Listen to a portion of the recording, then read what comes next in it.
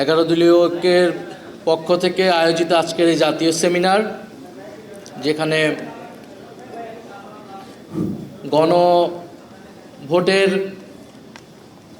গণরায় বাস্তবায়ন এবং এই বাস্তবায়ন না করার ফলে সরকার এবং দেশ যে সংকটের মধ্যে পড়েছে সেটা নিয়ে আমাদের বিদগ্ধ বক্তারা এতক্ষণ আলোচনা করেছেন। আমাদের এই সেমিনারে আজকে উপস্থিত আছেন প্রধান অতিথি হিসেবে জাতীয় সংসদের বিরোধী দলীয় নেতা এবং জামাত ইসলামীর সম্মানিত আমির ডক্টর শফিকুর রহমান। আজকের এই সেমিনারের সভাপতিত্ব করছেন বাংলাদেশ খেলাফত মজলিসের সংগ্রামী আমির আল্লামা মামুনুল হক, এবং আরও উপস্থিত রয়েছেন 11 দলের জাতীয় নেতৃবৃন্দ এবং নাগরিক সমাজের বিভিন্ন গুরুত্বপূর্ণ ব্যক্তিবর্গ। সকল উপস্থিত যারা রয়েছেন এবং যারা বক্তব্য দিয়েছেন তাদের বক্তব্য থেকে আপনারা স্পষ্ট হয়েছেন। আমাদের আজকের এই সেমিনারে যে কিনোট স্পিকার ছিলেন তার আলোচনা এবং প্রবন্ধে এটা স্পষ্ট হয়েছে। তিনি সেখানে দেখিয়েছেন যে গণভোটের যে একটা তাত্ত্বিক ভিত্তি রয়েছে, গণভোট গণতন্ত্রে জনগণের সার্বভৌমত্ব, জনগণের ইচ্ছার একটা বহিঃপ্রকাশ হিসেবেই গণভোট বাংলাদেশে এবং পৃথিবীর বহু দেশে চর্চিত হয়ে এসেছে। এবং এই গণভোট ছিল বাংলাদেশে গণ অভ্যুত্থান পরবর্তী একটি রাজনৈতিক সমঝোতার জায়গায়। গণ অভ্যুত্থানের পরবর্তী সময়ে বাংলাদেশে দুইটি প্রশ্ন দেখা গিয়েছিল। বিএনপি তখন গণ অভ্যুত্থানের প্রায় 2-3 দিনের মধ্যেই সমাবেশ করে তারা জাতীয় নির্বাচনের দাবি জানিয়েছিল, এবং বৈষম্যবিরোধী ছাত্র আন্দোলনের পক্ষ থেকে যারা গণ অভ্যুত্থানে আমরা ছিলাম, আমরা বলেছিলাম যে জাতীয় নির্বাচন আমরা চাই, তবে এই গণ অভ্যুত্থান কেবল নির্বাচনের মাধ্যমে ক্ষমতার পরিবর্তনের হাত পরিবর্তনের জন্য এই গণ অভ্যুত্থান হয়নি। ফলে রাষ্ট্র সংস্কারের দাবি ছিল এই গণ অভ্যুত্থানের অন্যতম দাবি, যেখানে ফ্যাসিবাদী ব্যবস্থার বিলোপ হবে, একটা নতুন বন্দোবস্ত হবে, যেখানে স্বৈরাচার আর বারবার ফিরে আসবে না। এই জন্যই সংস্কার এবং রাষ্ট্র মেরামতের দাবি, যেটা দিয়ে ফ্যাসিবাদকে বিলোপ করা সম্ভব হবে বলে আমরা একমত হয়েছিলাম। ফলে আমরা চেয়েছিলাম ফ্যাসিবাদের বিলোপ, আমরা চেয়েছিলাম নতুন সংবিধান, বিএনপি চেয়েছিল নির্বাচন। ফলে একটা সমঝোতায় আসা হলো ঐক্যমত কমিশনের মাধ্যমে। সেই সমঝোতা হলো সংস্কার। আমরা নতুন সংবিধান গণপরিষদের দাবি থেকে আমরা সংস্কার পরিষদের জায়গায় ঐক্যমত হলাম। বিএনপি ও নির্বাচনের জায়গা থেকে কিছুটা সরে এসে অনেকগুলো সংস্কারে ঐক্যমত হলো বাধ্য হয়েও। সেই জায়গা থেকেই গণভোট হলো। কিন্তু গণভোট পরবর্তী সময় আপনারা সব কিছুই দেখছেন যে কীভাবে গণভোটের গণরায়কে অস্বীকার করা হয়েছে।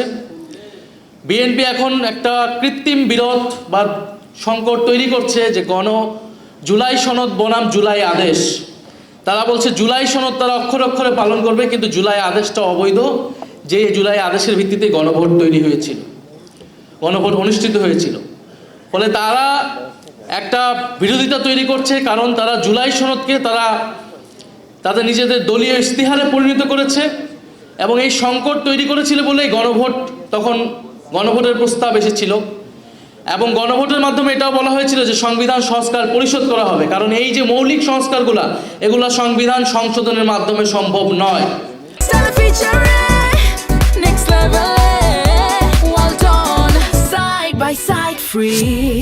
সংবিধান সংশোধনের মাধ্যমে সংবিধানের ফ্রেমওয়ার্কের মধ্যে কোনো মৌলিক পরিবর্তন সম্ভব নয়। সেটার জন্য একটা গাঠনিক ক্ষমতা এই সংসদকে দিতে হবে, যার নাম হবে সংবিধান সংস্কার পরিষদ। ফলে জুলাই সনদ বাস্তবায়নের পদ্ধতি এটাই হবে। কিন্তু আমরা দেখেছি সংসদে তারা নতুন করে একটা মুলতবি প্রস্তাব এনেছিল, যেখানে তারা বলার চেষ্টা করছে জুলাই সনদ কোন পথে বাস্তবায়ন করা সম্ভব, জুলাই সনদ কোন পথে বাস্তবায়ন সম্ভব, সেই আলোচনা ঐক্যমত কমিশনেই হয়েছিল। ফলে প্রধানমন্ত্রী এবং তাদের প্রতিনিধি হিসেবে ঐক্যমত কমিশনে সেই সময় যারা ছিলেন, বর্তমান স্বরাষ্ট্রমন্ত্রী, তারা সকলেই কথার বরখেলাপ করেছেন। তারা তাদের নিজেদের দলীয় ইশতেহার দেওয়া সেই ইশতেহারের বরখেলাপ করেছেন, জুলাই সনদের বরখেলাপ করেছেন, এবং গণভোটের গণরায়কে তারা বৃদ্ধাঙ্গুলি দেখিয়েছে। এটা সকলের কাছে এটা স্পষ্ট হয়েছে। এটা আমাদের দুর্ভাগ্য। আজকের এই সেমিনারটা আমাদের এই বিষয়ে করার দরকার ছিল না, করা উচিত ছিল না। আমাদের সেমিনার এখন করা উচিত ছিল আন্তর্জাতিক যুদ্ধ পরিস্থিতি কিভাবে আমরা সামাল দিব, দেশের জাতীয় স্বার্থ আমরা কিভাবে ঐক্যবদ্ধভাবে সুরক্ষা করব, দেশের তেল সংকট, দেশের হাম দুর্যোগ আমরা কিভাবে সরকার বিরোধী দল একসাথে আমরা সহযোগিতাপূর্ণভাবে মোকাবেলা করব। আমাদের সেমিনার এখন এই বিষয়ে হওয়ার কথা ছিল। বিরোধী দলের নেতা প্রথম থেকে বলে এসেছেন আমরা দায়িত্বশীল বিরোধী দল হতে চাই, আমরা সরকারকে এই ধরনের জনস্বার্থ ইস্যুতে সর্বাত্মকভাবে সহযোগিতা করব। কারণ 16 বছরের ধ্বংসযজ্ঞের পরে এই অন্তর্বর্তী সরকারের পরে এই নতুন সরকার খুব সহজেই দেশের এই ধরনের সংকট সামাল দিতে পারবে না, এটা খুবই কমন সেন্স, এটা আমরা সকলেই জানি। গতকাল 10 জন শিশু মারা গিয়েছে হাম দুর্যোগের কারণে। সারা দেশে হাহাকার, আইসিইউ পাচ্ছে না সাধারণ মানুষ, এবং তেল সংকটের কথা আপনারা সকলেই জানেন। কিন্তু আমাদের দুর্ভাগ্য, গত 16 বছর যে রাষ্ট্র সংস্কারের কথা আমরা বলেছি, লড়াই আমরা করেছি, অন্তর্বর্তী সরকারের গত 1.5 বছরে যেই জিনিসটা আমরা আলাপ করেছি, এখন আমাদেরকে ঠিক সেই বিষয় নিয়ে কথা বলতে হচ্ছে, সেই বিষয় নিয়ে আলাপ করতে হচ্ছে, সেই বিষয় নিয়ে আবারও আন্দোলনের প্রস্তুতি নিতে হচ্ছে। এবং জাতিকে এই দুর্যোগে টেনে এনেছে বিএনপি, ফলে বিএনপিকে এর দায়ভার এবং এর পরিণতি ভোগ করতে হবে, এবং এর পরিণতি খুব সহজ হবে না। ফলে এখানে আমি আর কথা বাড়াবো না।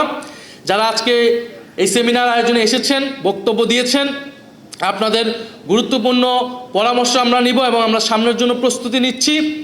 এবং সরকারকে এখনও বলবো যে সময় আছে, দ্রুত সংবিধান সংস্কার পরিষদ গঠনের মাধ্যমে এই সংকট সুরাহা করে জাতীয় ঐক্যকে টিকিয়ে রাখুন, না হলে এর পরিণতি আপনাদেরকে ভোগ করতে হবে।